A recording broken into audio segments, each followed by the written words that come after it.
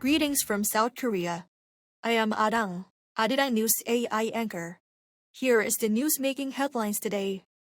Israeli forces launched a wave of strikes on infrastructure in Tehran from Tuesday night into Wednesday. Iranian state media says the Revolutionary Guards responded with a new round of attacks on targets in Israel, as well as U.S. bases in the region, including Kuwait and Jordan. Despite the ongoing conflict, U.S. President Donald Trump said Tuesday that talks with Iran were ongoing, adding that Tehran is eager to reach a deal. In fact, Trump said he had received a present from Iran, worth a huge amount of money, without revealing what exactly it was. However, Tehran has denied that any negotiations are underway, vowing to continue its fight.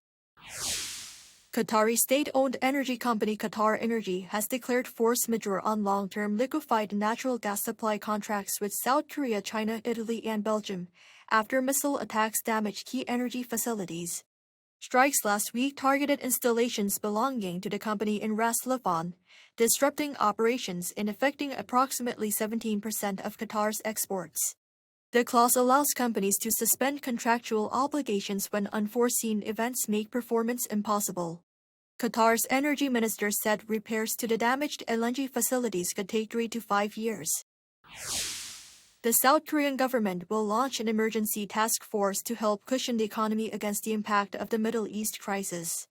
At a briefing on Wednesday, Prime Minister Kim Min-seok said he will lead the emergency economic headquarters, which will bring together the finance, industry, health, and foreign affairs ministers, as well as the chairperson of the Financial Services Commission. The task force will support the implementation of key measures discussed at emergency economic meetings chaired by President Lee Jae-myung. It is set to begin operations next week and will meet twice weekly. The announcement comes a day after President Lee called for a government-wide emergency response system, warning of growing uncertainty in the supply of crude oil and natural gas amid the conflict in the Middle East.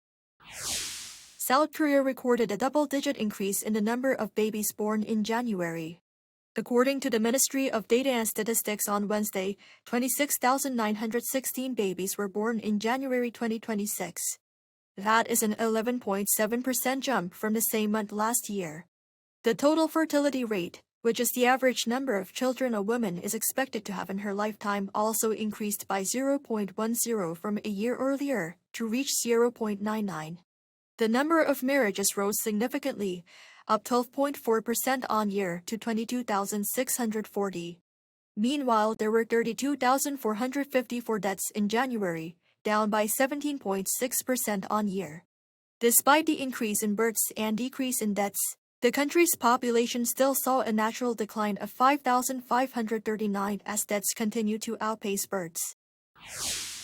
On the cultural front, Netflix says 18.4 million viewers worldwide tuned in to watch BTS's comeback stage during the live broadcast of BTS Comeback Live Arirang on Saturday. According to Netflix on Tuesday, the program ranked in the weekly top 10 in 80 countries while reaching number 1 in 24 countries including South Korea, Mexico, and Japan. The figures include audiences who watched the initial live feed as well as those who streamed the performance again within the following day.